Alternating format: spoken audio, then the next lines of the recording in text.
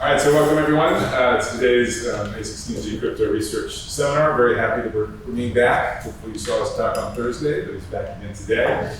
Andy Hall from Stanford University. He'll talk about bringing decentralized governance to tech platforms. Thank you. Long time no see. Cool. So let me give you a sense of what I'm thinking about, what I'm talking about today. It's a fairly conceptual talk. Please do interrupt with questions throughout. So I don't know if any of you saw this video or recall it, but this is part of an epic, pun intended, conflict between Epic Games, the maker of Fortnite, and Apple that is actually still ongoing. And roughly speaking, the timeline was that Epic intentionally snuck in a way to get around the App Store's payment requirements. Apple then removed them from the App Store, and then they sued Apple. And on the day they sued Apple, they also released this kind of amazing video, which is a parody of a really famous old Apple television commercial about Big Brother in 1984. And they're kind of implying that in its role as the steward of the App Store and the sort of monarch of the App Store, if you will, that Apple has taken on the role of Big Brother.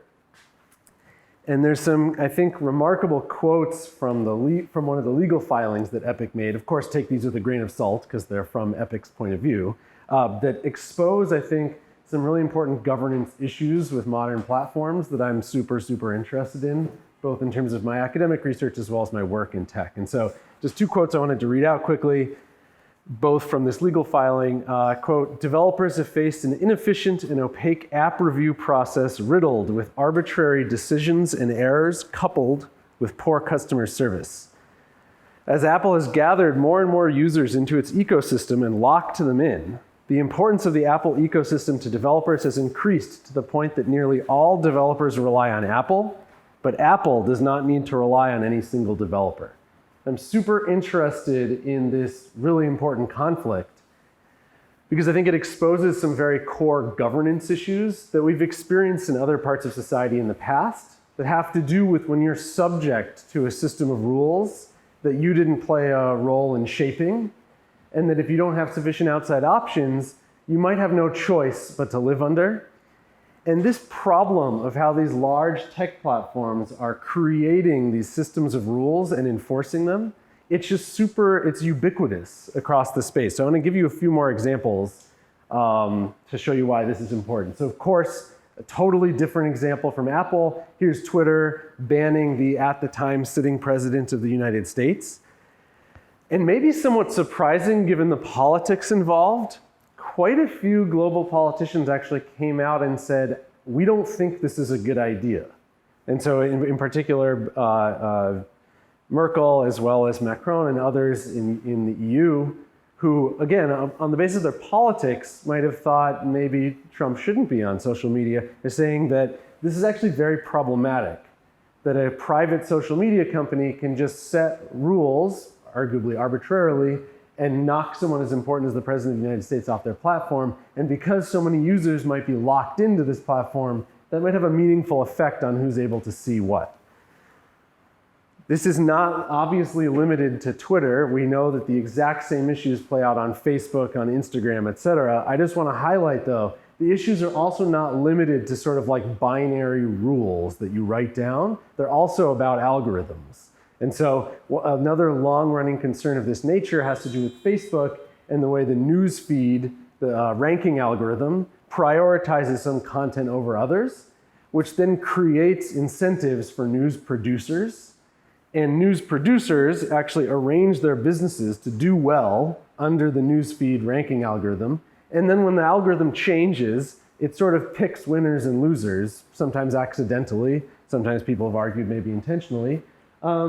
And so people are, again, it's another governance problem that people are quite worried about. So how do you create these ranking algorithms is affecting a bunch of people in unpredictable ways. This also isn't just about content on existing platforms. It's also about platforms of the future.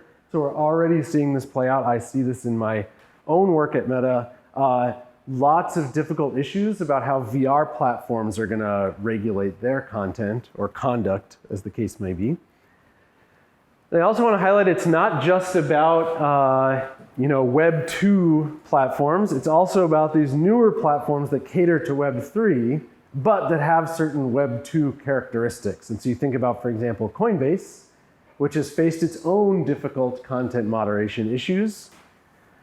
Or you think about OpenSea, which in addition to these content moderation issues is also exploring actively these sort of automated techniques for content moderation at scale, similar to what Meta and others have done. And so this is a super wide-ranging set of problems that I would describe as platform governance, which is something that I've spent a lot of time working on and I'm super, super interested in, and part of what's drawn me to Web3.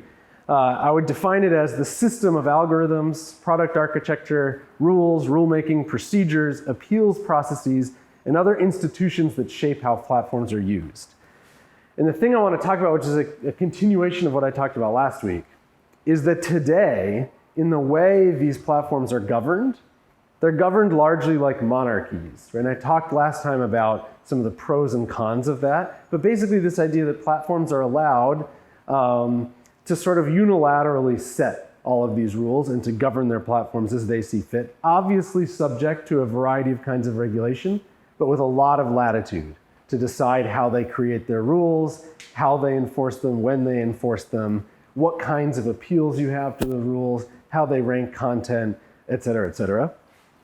And what I want to kind of focus on today is two potential benefits that I flagged last time to bringing more stakeholders, more users, creators, developers, et cetera, into the process that governs these platforms. And so as I mentioned last time, I think there's two potential key benefits to exploring this. First, I think there are arguments for why you might actually be able to encourage more growth and innovation on these platforms if the people doing the innovating and selling their products or developing their products are actually involved in the governance of the platform. And also for these big legitimacy issues that we're increasingly facing, especially with social media platforms, but also with other types of platforms. These, I think, are two potential benefits to democratizing Web 2 platforms in different ways. So I'm going to talk about those two in order, and please do stop me at any time. Okay, so let's talk first about platforms, economic growth, and what's known in economics as the holdup problem. I'm going to draw here on some work that I do with a frequent collaborator of mine, Ethan Bueno de Mesquita, who's a professor at the Harris School at UChicago and is a political economist and game theorist.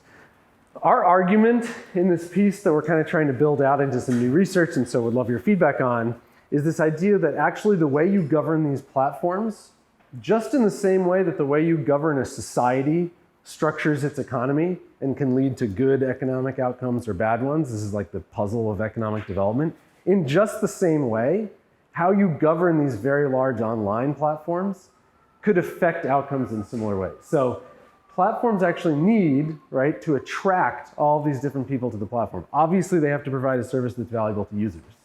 They then have to create this flywheel where they're also bringing in the developers who make the apps, or the sellers who sell the goods, or the creators who make the content, whatever, in a way that makes everyone better off. And so the more of those contributors you get to your platform, right, the better service you have for your users. The more users you have, the more compelling it is for these contributors to come in.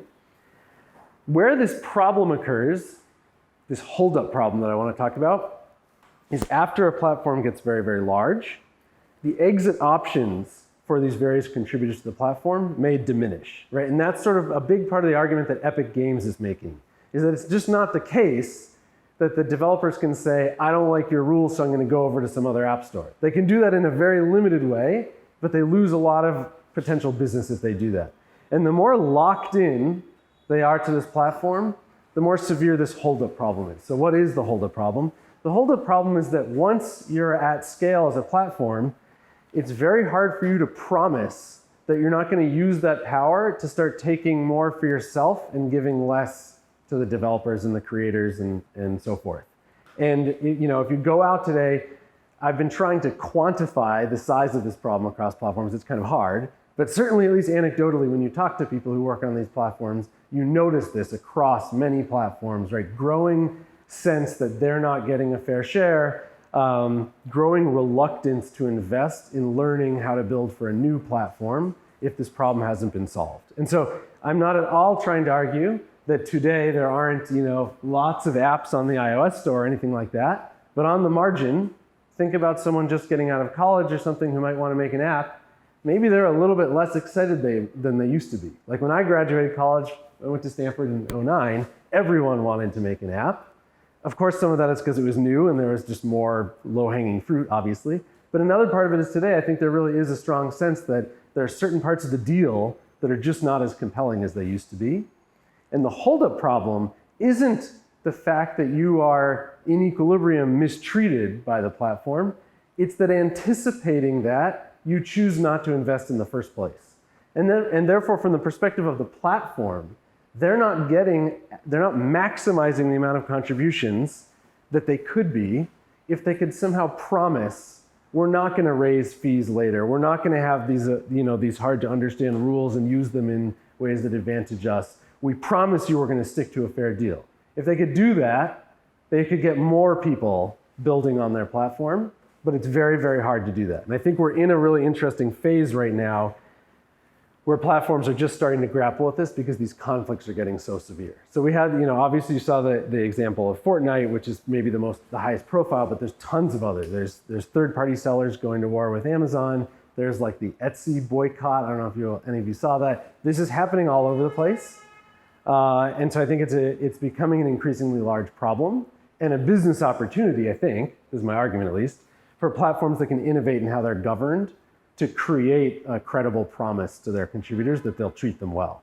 And just to kind of, we haven't formalized this yet, though we're working on it, but if you were to formalize it, I think some of the key parameters that might influence how large this problem is, how serious it is, would be sort of how large is the equilibrium platform in this space, right? If there are very large network effects, then you're going to get that scale, you're going to get that lock-in potentially.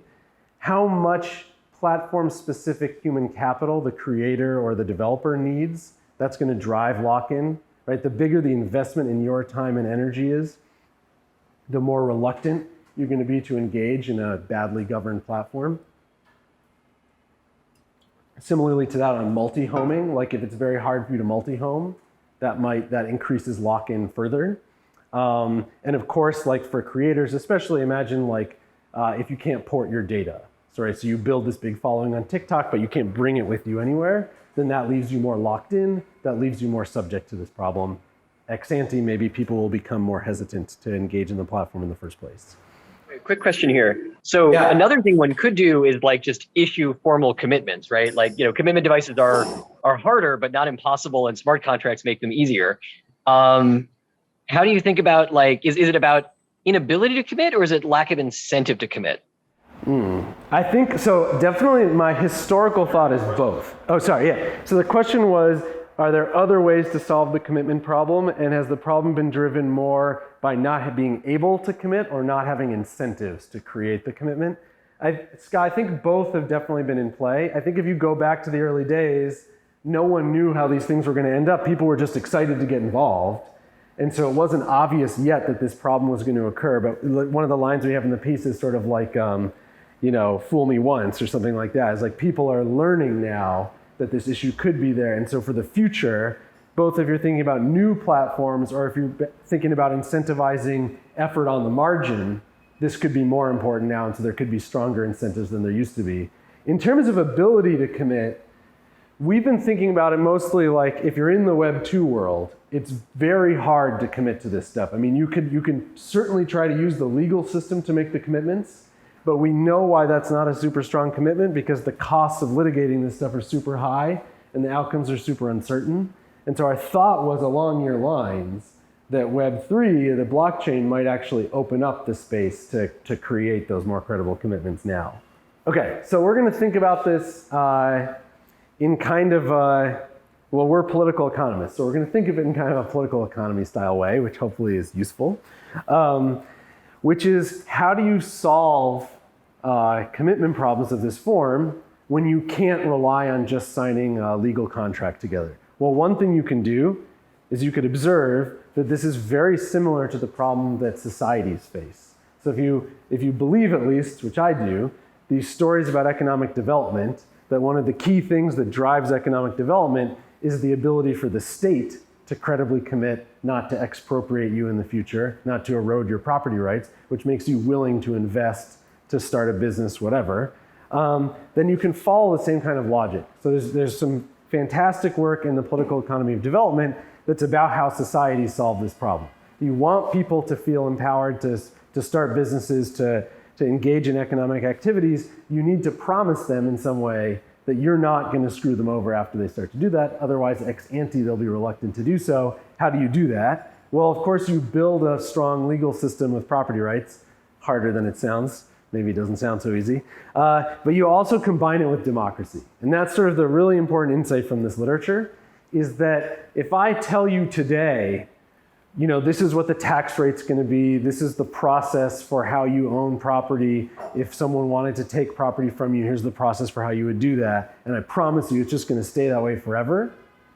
You probably wouldn't believe that, because if you looked at the history of human societies, you would observe that those kind of promises don't tend to stick. In particular, if the promise is made to you by someone super powerful, like a monarch, then you might think to yourself, the monarch can't tie her own hands. Like later, if she sees you've made a lot of money, she's the lawgiver to the land. She can just change the law. And this is exactly what happened historically. And I mentioned this in the last talk. This was the problem that the Glorious Revolution was intended to try to solve in the UK, was that the king was repeatedly rewriting the laws in order to extract more resources from society. We see this all the time. So it's by no means limited to the UK. And democracy was part of the way you could make, they thought, dynamic commitments. That you could say, not only are these going to be the rules today, but I'm going to give you a process by which all rule changes in the future happen, and they involve you. And so how does that magic trick create commitment? Because of course the powerful person could just say later, no, I fooled you, I'm not going to actually honor these elections or something. It's a complicated process, but the idea is that it creates a coordination point for voters. So in the future, if I violate that promise, it could be very hard for you to punish me, but at least you have this clear focal point, which is that I promised you the election and then I took it away from you. And so the idea in this literature, and Ajamal Robinson's probably the most famous in it, although it's a pretty deep literature, is this idea that elections, giving the franchise to society, is a key part about how you make long-term commitments. There's sort of like procedural commitments that undergird commitments to develop the economy. Our idea is that, and it's not even just our idea, a lot of people are talking about this in Web3, is that there's actually a really deep parallel here to Web3, which is that if you can give these developers, these creators, whatever, contributors to this platform, this kind of like permanent commitment to governance power, then they can really start to believe this is a special platform that I can really build for in the long run. Because if they want to change the rules, maybe I like the rules today, they're taking a reasonable cut. I don't want them to take no cut because I want the platform to succeed. I just don't want them to take too big a cut. Maybe the rules on what's allowed and whether my app can get delisted and stuff is very clear. I like these rules. I want to believe that even after this platform gets very, very large, it's going to stick to these rules. Maybe I believe that more if I've been given some arguably somewhat immutable voting rights over any future changes to those rules. So that's kind of the analogy that we're thinking through. And so I think what's interesting about this isn't just that it could be in the interests of these contributors to have the system, but that it actually could be in a platform's interest too, to the extent it actually increases the total amount of investment that's put into this platform by people. So that's the idea. And the general idea here is just that we've learned through the history of human societies that good governance is actually vital to driving growth.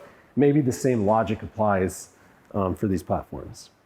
So that's sort of what I would call the commerce problem or the economic growth problem. I mentioned there's this second one, which is legitimacy. So let me talk through this one now, and then I'll talk about some of the tools that might actually be useful for implementing this in practice. Okay. So the legitimacy problem is different from what I just described. The legitimacy problem is similar in that it's when you're at a large scale, you start to worry that if the rules being set on this platform are important for society, and if people aren't so easily able to exit the platform because of its scale, that you're now setting rules that are consequential for society, but you're not setting them through legitimate mechanisms. And what I mean by legitimate mechanisms or a legitimate system of rules is that it's a system where people believe that the rules have been set through a fair process. And this is a deep area of political philosophy, is like, when are rules in the real world legitimate? We tend to think one really important way they get legitimate is if they're set by a government that has some story for why it's been empowered by its society, perhaps through democratic elections. Of course, the rules also need to be not crazy, because no one wants to follow crazy rules. But if the rules are reasonable and they're set through a fair process, then people are more likely to accept them as legitimate, which means they're more likely to want to follow them.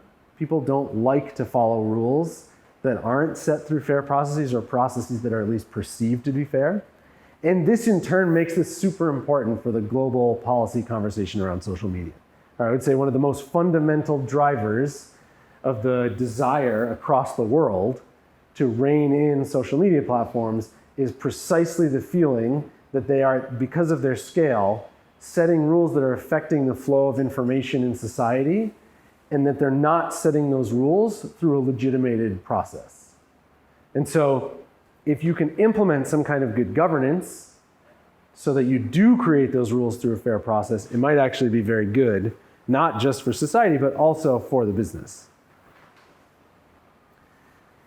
Okay, so then I guess the question here then is how democratizing can help with this in a different way than it helped, or at least I argued it helped with the holdup problem. So I think there's like an old and super intuitive idea that a system of rules is more fair or more legitimate when the people who are actually subject to the rules participate in creating them. That's kind of obvious. And there's a more subtle point here, which is, okay, fine, why don't we just have the democratically elected governments write these rules for us, which is obviously a huge part of kind of the movement in regulation today. And I would just say there's some advantage, I think. Obviously, they could be complementary. But there's some particular advantage to having these user communities themselves write the rules if you can get them to do it. And some of the reasons I think this are, first of all, these communities tend to be spread across many countries, so it's not actually obvious how any particular country could write these rules. The people who participate in these communities, whichever one you want to pick, are different from the people who participate in real-world government. So if you try to use one to write rules for the other, you might not get very good outcomes, and you might not even get very legitimate outcomes. And related to that, these are weird, nuanced contexts where writing the rules is very difficult, and it's actually a little bit hard to believe that someone quite removed from the communities is going to be as informed about what would be a good rule and what would be a bad rule. So those are some reasons why we might want this, I guess I'll call it community governance, to be at least one part of how the rules for social media are built.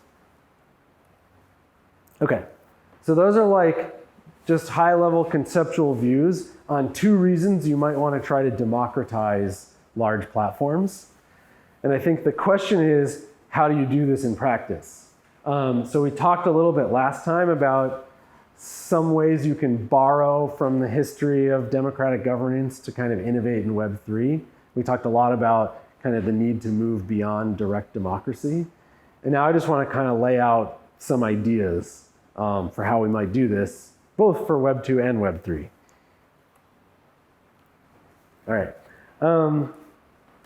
The first thing I'll say as we apply this in practice is just to note that one thing I see over and over again is that it's hard to discuss decentralized governance for large platforms with people because there's no common shared definition of what the word or the phrase decentralized governance means. And people use it to mean totally different things.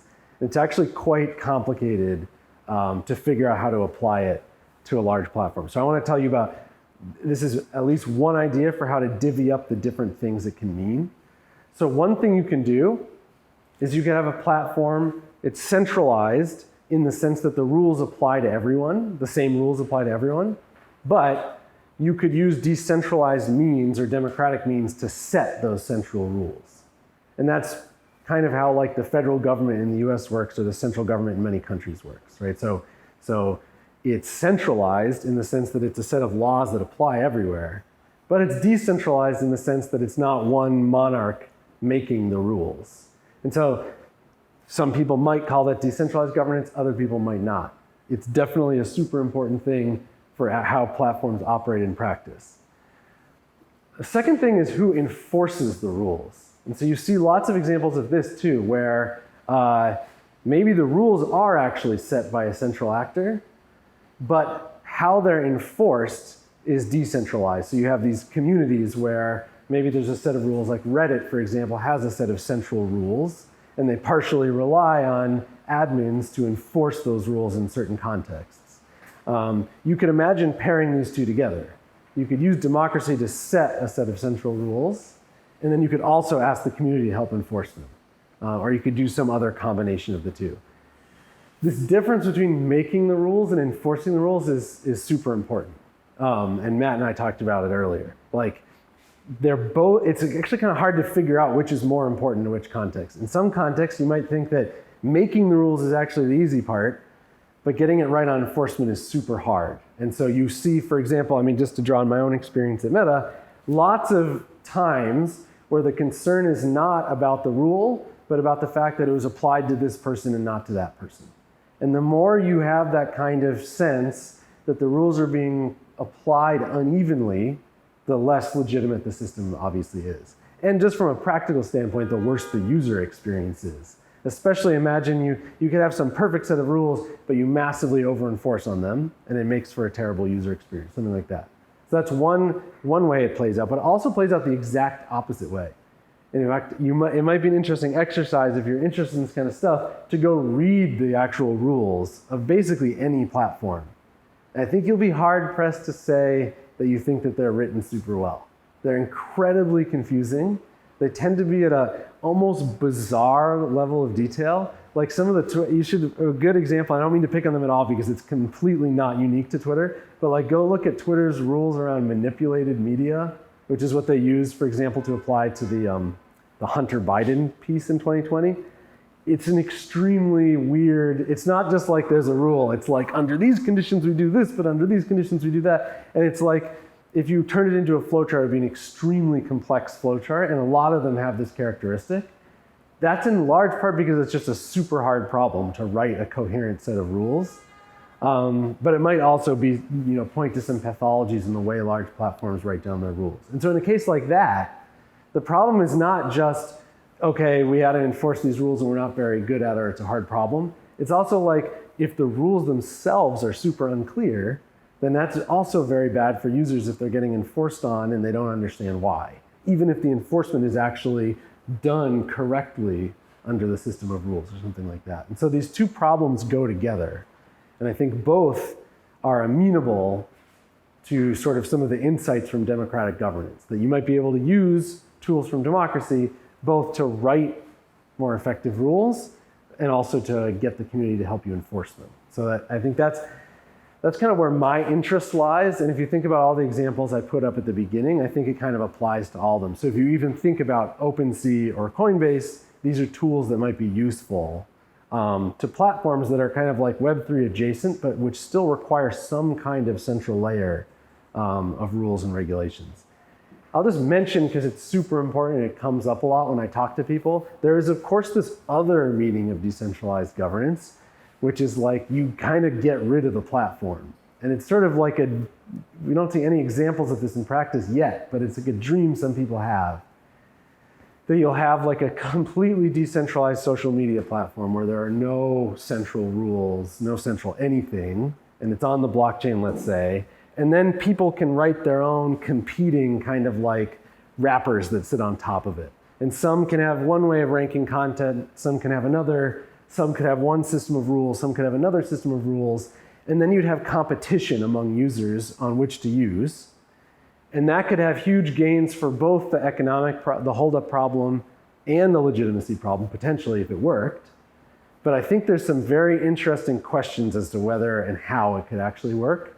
And I'll just point out that under a variety of circumstances, like if the returns to scale and the ranking algorithms are really high, or the returns to scale and the moderation programming is really high, you might end up with aggregation and basically have all the voters end up herding into one service or something. And then that service would have all the same exact problems of the Web 2 platforms, because it would be the service that everyone's locked into, and it would have to decide what's allowed to be said and so forth. And so I think it's a super, super interesting area, and it's something I'm interested in. But I think in the short run, at least, solving these sort of like, how can you democratize current platforms is a very helpful first step to think about.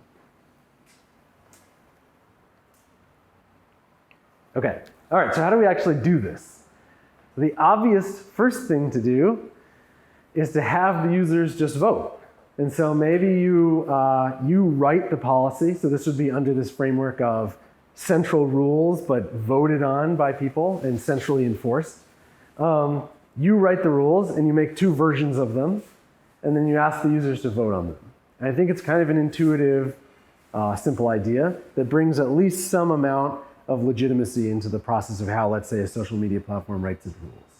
And this isn't just hypothetical, this is something that was actually done. I don't know if anyone here remembers this. I don't, though I was a Facebook user at the time. This completely passed me by. But Facebook actually tried to do this. It was a super long time ago, 2009, it's like 100 years ago. But that's exactly what they did. There had been a big backlash to some of their new community standards. So they said, you know what? We're going to write 2 versions, one that's kind of like what we've been thinking about, one that's more responsive to the backlash, and we're going to let the users decide. And not only that, but on a going forward basis, that's the mechanism we're going to use to update these terms in the future. And so at the time, this was kind of a big deal. And I think one thing that's kind of remarkable about it is that actually the person who led the revolt against the proposed terms came out and said publicly, I think this is a great idea. This is how rules should be made. And so there was this kind of like brief moment in time where it seemed kind of like one of these tech optimism moments that was like, God, this is how we're going to solve the governance problem for social media. We're going to give power over to the users. It's kind of similar to some of the rhetoric in Web3.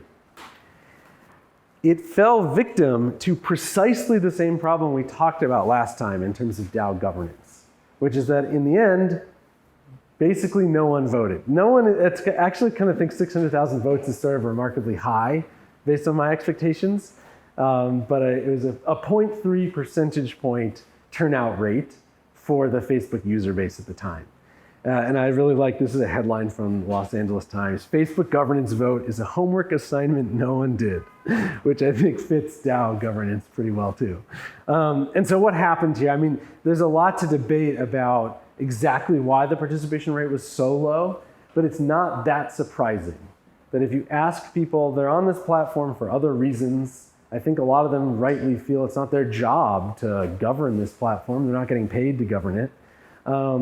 Why should they take the time to read these super complicated proposals and choose between them? And so we talked last time about the paradox of voting, rational inattention. I think it's sort of natural that this is what would happen if you just went straight to kind of like a simple vote of the entire user base of really any platform. And if you're interested, the Wayback Machine has all this stuff. You can actually go read the proposals, and they're like very technical, and the differences between them are quite subtle. And so there's actually this like 3rd document you had to read that was like the differences between the 2 documents. And it was like, no one's gonna put in the time to do that. I imagine of these 600,000 voters, how many of them actually read the documents? Who knows? Surely less than 600,000. Long. I want to say it was like 40 pages each or something like that. How did they arrive at this? Like, did they think this was going to work? Okay, so actually that's a very good question because that's an important part of the history of this. They were quite wise to put into the initial procedural promise that they provided to users that they were only going to implement the vote if at least 30% of the global user base participated. So they clearly knew they were smart enough to know there could definitely be an issue, and they were right. I think that they thought at the time, again, there was a lot of optimism around this stuff at the time. I did think they thought they might make it to 30%, but they were at least anticipating there could be an issue. And the funny part is, in the aftermath of getting the 0.3% turnout rate, they actually decided to implement it anyways. And then they proceeded to have several more votes, and the participation rate actually doubled on the next vote to 0.6. But ironically, the vote had to do with like turning off voting for future proposals. And so the system died after that point. But the interest in the idea has never really died. And it's still very much around today. And it's actually funny to talk to people about it today because not everyone remembers that it happened. In fact, even at Meta, the vast, vast majority of employees didn't work there in 2009. And so it's actually a really interesting piece of tech history that's not known to all the participants anymore. There is, of course, a much more cynical interpretation of that whole situation, which is that they knew damn well that they were going to get 30% of the vote, and it sort of was a PR stunt, and that afterwards they could do whatever they wanted. That's definitely possible.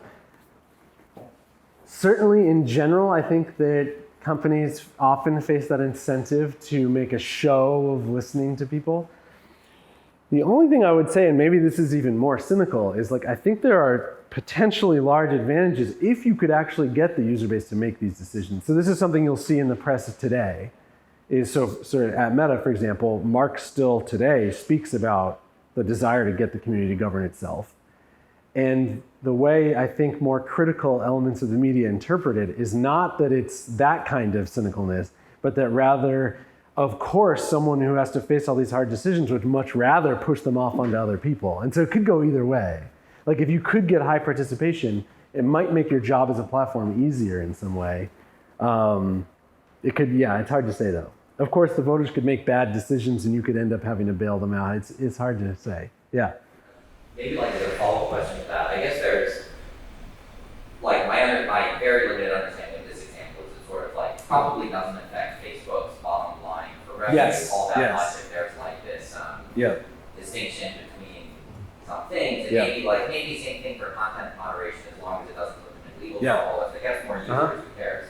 But like some of the things that, like I can imagine there being some things that people may be concerned about, like the rate at which they're shown ads or how much personal data is used, where there'd be like a huge conflict between Facebook's revenue and that. Like, is there any history of them or other tech companies opening up any kind of governance to something where they could possibly come into conflict? Okay, I'm going to answer a different question and then I'll answer your question. Okay. The first question to answer is, are there other historical analogs to this? And I think you're pointing out exactly the balancing act that we see in the history of democratization, which is there's some, in the literature they're called like the elites. Someone has a bunch of power and resources in society, and they realize that it's in their interest to extend the franchise because of these dynamic commitment problems I was talking about. And so what do? Like in equilibrium, the bargain they offer is like just the epsilon amount of power they have to give up to stay in power. And so they don't want to give up too much because then people will vote to, redistribute and whatever. And so they give up just enough power. And you definitely see in all the discussion around these sort of voting systems at large platforms, you see a balancing act where there's kind of like, how much could we give up before, either we get decisions that are bad for the business, or also, as you pointed out, like there's some things we just can't give up legally because we're required, AML, whatever law you want to pick. And so there's very much that same balancing act. In terms of analogs to companies doing this, there are lots of examples where companies do something that hurts their immediate bottom line because of some long-term commitment value. So you see tons of this. I would describe lots of self-regulatory regimes like this, where like nuclear producing energy companies get together and they agree on a set of standards that are actually costly for them to implement. And so it hurts them in the short run that they have to bind themselves to this organization's rules. But in the long run, it makes people believe in the nuclear power more and they make more money or something like that. You see this with like, emissions agreements. There's all these kind of like self-enforcing agreements where companies come together. They're not democratizing. They're typically giving power to some kind of independent commission, but it does have that feature of it's costly to them.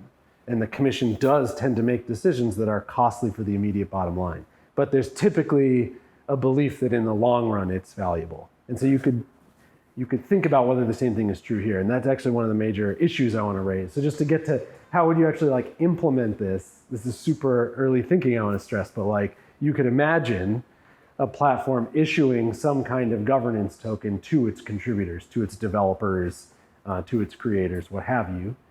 And to your point, Matt, it could be that it's very carefully specified what these votes are. So it might not be like you get this token and you vote on everything. It's like once a year, there's 3 take it or leave it proposals you get to vote on, and they're only in these issue areas. And there'd have to be some kind of balancing act between if the voting power you give up is utterly symbolic, then you get none of the gains in terms of solving the holdup problem. But if the votes are too important, you might accidentally like destroy the platform. You hope that there's some balancing act, because if you get the incentives right, the developers who hold the governance token shouldn't want to destroy the platform. But it is a tricky incentives problem because, of course, they have their own private interests, and depending on their discount rates and pivotality and a bunch of other considerations, they might conclude it's in their interest to vote to take a bunch of money, to like imagine the votes on future fees on the apps. They might vote to make the fee 0 because in the short run, that's very good for them, even though in the long run, if the platform has no revenue, they're screwed. So there's very delicate balancing that has to be done there. But I do think that basic idea is kind of interesting. It's like, what if you gave out these tokens? What if you put them on the blockchain so that it's especially credible that the company can't mess with your voting power? Could that help to solve the holdup problem? That's like the idea. Of course, it could also be used for the social media problem. You could distribute these tokens to users, ask them to vote on stuff. Then the key question becomes, well, we know people won't vote. So what do you do to get them to vote? Some set of ideas is you could use the token, right, to build in some kind of direct incentives to vote. You could also use other things like delegation. So I think delegation we talked about last time might be a way to help mitigate the participation problem. So you could imagine taking everything I just said and layering on delegation. So it's like we give out these governance tokens to the key stakeholders of this platform, and they don't just get asked to vote, but actually they have the option to kind of like essentially elect a representative who will make decisions on their behalf for some period of time. And if we make the problem very simple and we make it very easy to delegate, it's possible that that could improve the participation problem. Yeah.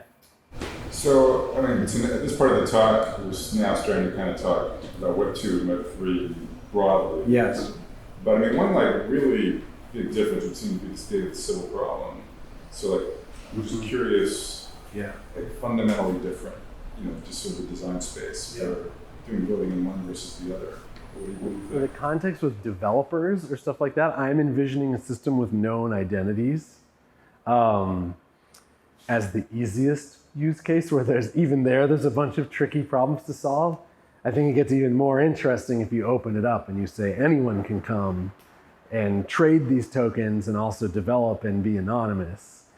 And there, I think you immediately get all the same problems we're familiar with from Web3 governance. So not only Sybils, but also governance attacks, where you worry that someone comes in and buys up a bunch of the tokens to like destroy the platform, which I think is super interesting. So far, my basic idea has been, if you have a platform with a set of known important developers or something, you start by distributing it to them, and maybe you make it non-transferable, again, to start. I do think there's some advantages to going all the way to transferable, especially one thing Ethan and I explore in the piece is like, it actually has this cool feature that if they're transferable, if they trade, then if the platform has a strong private belief that it knows what to do and that the voters are wrong, it can buy out the voters to implement the idea, which is very similar to corporate governance in a cool way. And so I guess one point here is that even, right, so in the known voting case, or at least this still enables weighted votes, I guess, and to have, Yes. which I guess, like you said, is more like corporate governance. Yeah. So I think we might have touched on this only just very briefly in the last talk, but I think one of the most low-hanging fruit open questions in decentralized governance is just like, what are the conditions under which you prefer token-based voting, weighted voting? What are the conditions under which you actually want like one person, one vote? Very loosely, we see in society that there seems to be a view that like When you're deciding normative or societal issues, you prefer one person, one vote. On business issues, you like the idea that the person with more at stake gets more say. But I haven't seen anyone lay out like a really clear set of models that's like, this rationalizes why you want this here and that there. My intuition is, for at least for the holdup problem case, the weighted voting is important. Like, you want the bigger developers to get more say, I would think. But I haven't seen that actually like super deeply formalized, though I suspect out in the corporate governance literature, there's probably something. Okay, I want to mention two other mechanisms that I think are super interesting. So one is sortition. You could call it a citizens assembly, or in this context, maybe a users assembly. But when you know participation is going to be really low and that people aren't going to become informed, there's actually a very logical argument for why you might prefer to create a randomly sampled set of people. And the reasons for this are twofold, threefold maybe. One is that by randomly selecting them, you break the serious adverse selection problem you have, where if participation is very low and it's something that most people aren't interested in, then who are the people who choose to participate? They're probably very, very unusual.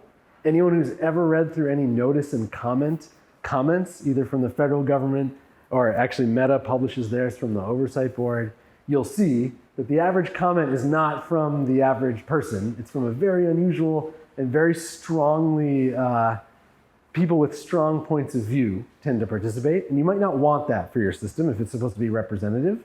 And so by actually randomly sampling people, you might get a more representative group. And then the idea of sortition, or at least sortition as I'm proposing, is first of all, you pay them to participate so that you break, otherwise you could have this attrition problem where you've randomly sampled at the beginning, but then most of them drop off because they're not interested. And once again, you have this unrepresented group. But if you pay them, you can get a representative group. And by paying them, you can also convince them to really pay attention and study the issues. And so you can actually, and countries do this now with some success. Ireland in particular has done this quite successfully.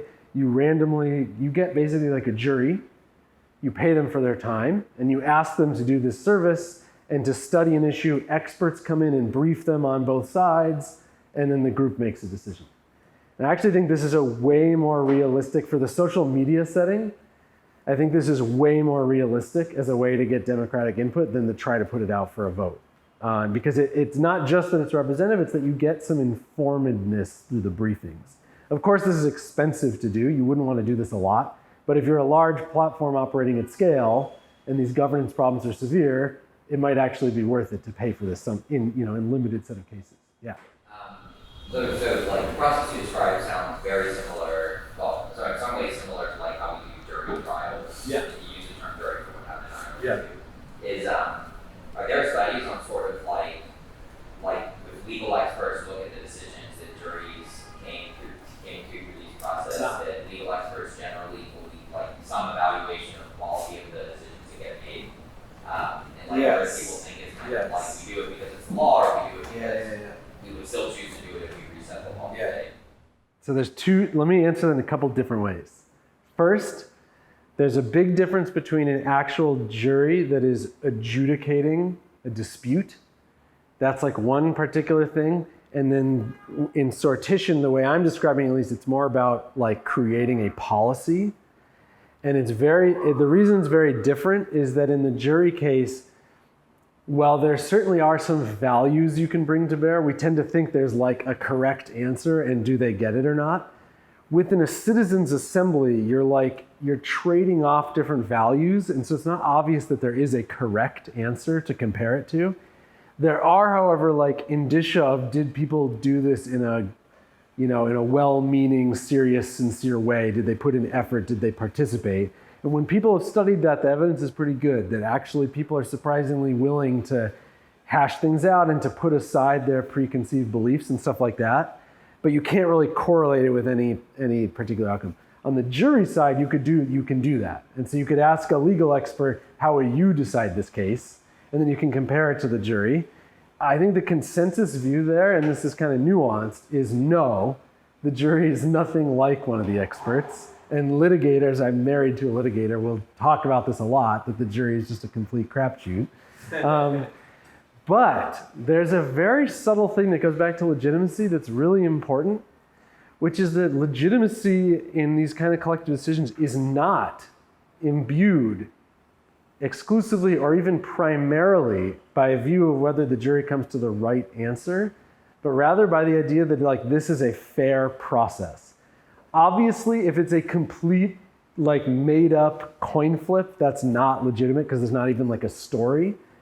But if you had an expert who was super good, but they made all these decisions unilaterally, I think a lot of people would prefer the jury to that, even if the jury is a little bit loosey-goosey with the law, because it seems more fair. And this is something Ethan and I have been studying. It's this idea of process legitimacy. That when you're dealing in situations where you're making very difficult and fraught decisions, from the perception of people who are subject to the rules, it's often more important to them that the process is fair than the outcome is what they want. And so I think a good test of whether one of these systems would succeed would be, do people agree to abide by the decision even if they disagree with it because they thought the process was fair? I don't know that sortition would get there in a super fraught environment, but it would be worth trying. All right, the last one I'll talk about, which is quite different from the others, but I think complementary to them, is this idea of independent bodies of experts. So it's actually super connected to what we were just talking about. And so Facebook has done this with the quote unquote oversight board. It's a group of experts. They're compensated through a like unrevocable trust. And so they're in some sense independent from the company, though people certainly debate exactly how independent they are. And they make decisions, binding decisions, on a small number of disputes. So like Facebook has decided to remove a piece of content, someone appeals, and then the board decides, should it go back up, should it stay down, or vice versa. They do it in both directions. And so how does this connect to decentralized governance? I mean, it's almost like a very small but potentially important amount of decentralization where you're still making central decisions for this whole platform. But instead of the CEO making them or people making them on the CEO's behalf, this other group of people who are paid separately are doing it. And there's some idea that like that independence is more fair. And so it brings some amount of legitimacy. And obviously that legitimacy is kind of a function of, well, how many decisions do they make and how important are the decisions? And people certainly debate today where the board lies on that. And then lots of people have used a similar model. And so Spotify recently announced this, for example, an advisory council. So I would say it's less independent than the oversight board. It's directly funded, I believe, and the decisions aren't binding. But it still has this feature that it's like a different group of people being brought in to make this decision. And so I think just in terms of like how these methods all fit together, where it seems like we're heading, I don't know if it's a good thing or not, but like basically reinventing all the different branches of government within the governance of these large platforms. So I think it's a really interesting space for Web3 because it suggests a bunch of other ways to use Web3 that we haven't really thought about yet, not only in terms of voting, not only in terms of delegation, but even in terms of sortition, or even in terms of like, you could imagine giving governance tokens to a small number of independent experts, depending on the use case. Okay, so that's all I have to say. I know I'm almost out of time. Just to mention here, like next steps, I'm used to giving talks that are much more like research I've done. This is a new space. I haven't actually done most of the research here yet, but I'm starting a bunch of projects that I would love to get feedback from you all when they're done in this space. So one of the things I'm most excited about is I'm going to try, it could be kind of expensive, but we'll see what we can do, to launch a survey of platform participants. So developers, creators, and so forth across all the major platforms to track over time their views about, how locked in are they? What are their outside options? Do they think the rules that they're under are efficient or fair, et cetera? So that's like one part of this. Ethan and I are exploring a lot of sort of like how can you build the right theories of platform governance? So what are the incentives? What are the strategies? And so forth. And as I talked about last time, we're building this, with Dan Bonnet, we're building this sort of like coherent set of data on how these decentralized governance systems are actually working in Web3. And then I'm also, working actively to try to pilot some of these ideas, both in Web3 for like new platforms, but I'm also super interested in this idea of like weaving together Web3 with the existing Web2 platforms that are out there. So thank you very much. I'll stop there and take any last questions.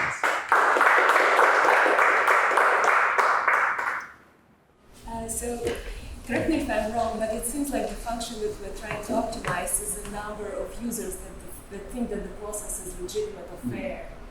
And if that's the case, then I was wondering about when you put something up for voting, your proposal, people are kind of who object the proposal less likely maybe to read it and vote on it because it might not be accepted at the end. So why waste the time? So I was wondering about whether you thought about kind of being proactive in deploying the proposal first, and then those people who are strongly object to the proposal are much more likely to raise a concern or raise a flag, and then based on you can then survey the people, seeing whether the number of people who think that the system is legit now has decreased, and then roll back. Yeah, that's super interesting. I think that raises at least two thoughts for me. Yeah, so one is there are interesting processes that kind of look like that. And in fact, in the 2009 referendum, I don't think I mentioned this, but it had a characteristic like that. They didn't do the surveying part, which seems key, but they did do a whole period of notice and comment prior to the vote. So they they had an initial proposal, then they got a bunch of feedback and they iterated, which is something we see in Web3 a lot with these improvement proposals. And some of the DAOs have quite baroque processes for how you go from the initial proposal through the amendment process to the final one. And so layering onto that some kind of real-time sense of how people think is very interesting. The second thing I was going to say that I thought you might also be getting at, I'm not sure, is that you could actually have a very well-functioning process, but if it doesn't move people's perceptions, then it sort of doesn't matter. And I think this is a big problem. And something where if you're not pushing out information and engaging in effective ways, you could end up with a great system that actually in practice is democratically justified and is bringing in participation and is informed, is making good decisions. But if most people don't realize that, and they might dislike the system even though it's working well, and that's a big PR problem for democracy, which we also see in the real world too. And so there, I think there's some interesting questions for very large platforms who can afford to do this at least. How do you get the word out about what you're doing? I think are both super interesting. Yeah. The other thing I noticed was interesting is when you talk about sortition and that you said they in the independent oversight board, they're paid completely independently of what they produce, and they're not even paid to produce effort. And so I was wondering, where it's you're exposing the problem of sortition. Oh, okay. I was going to say it's definitely, at least coming from a mechanism design background, counterintuitive. Although, I have been on the jury, I did see that everyone paid attention. Yeah. Put an effort, even though we weren't paid to do that. Yes.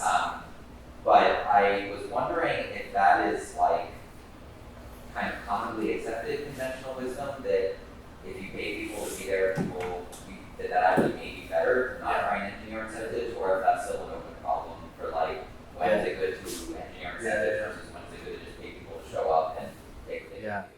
So I think you're exposing at least two things there.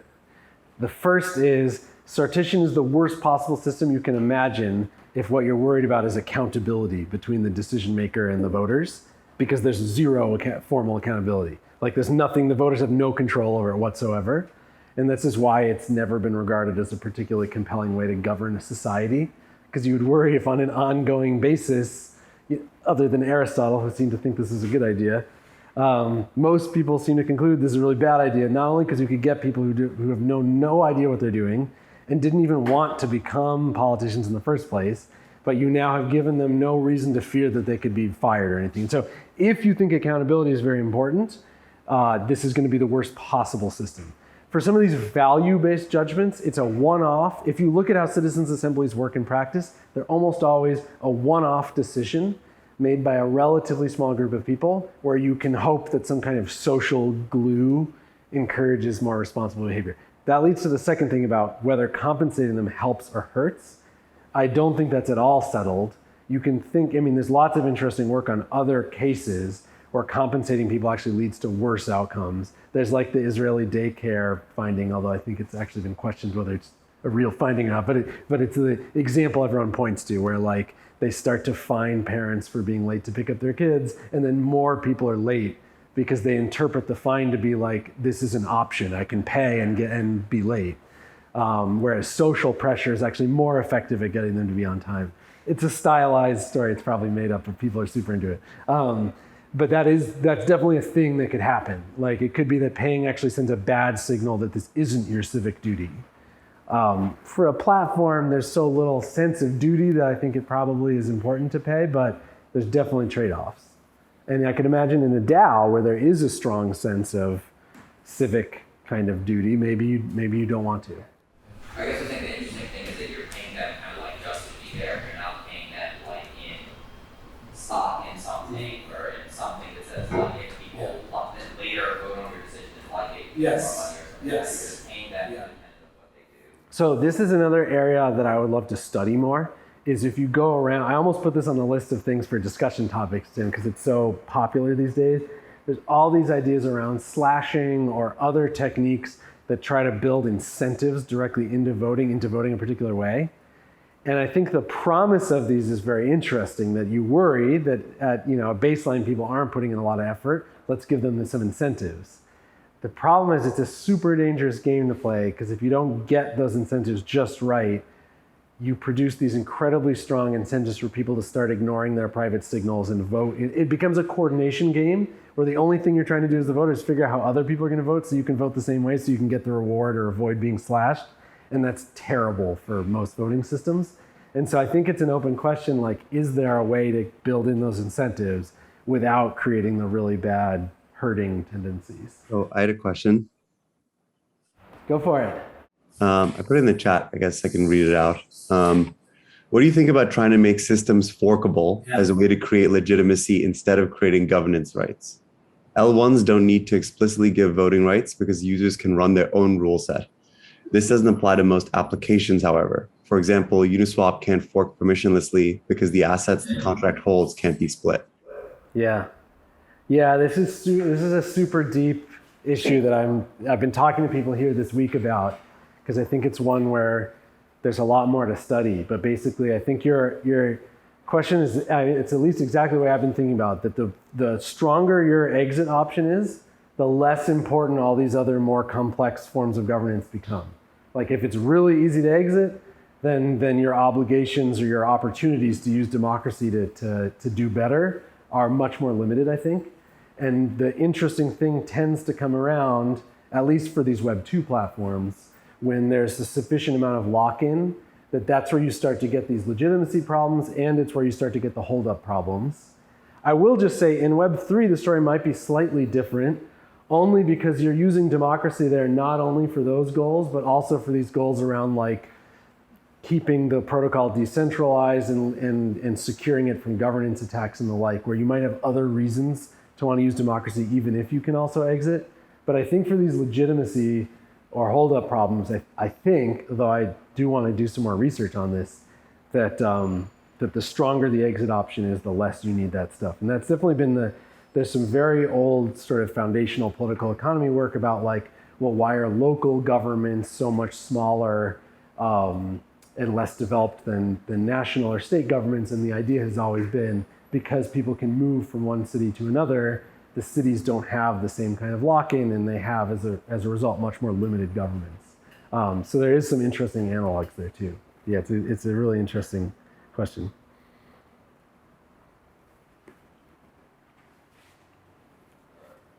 Cool. Thank you all.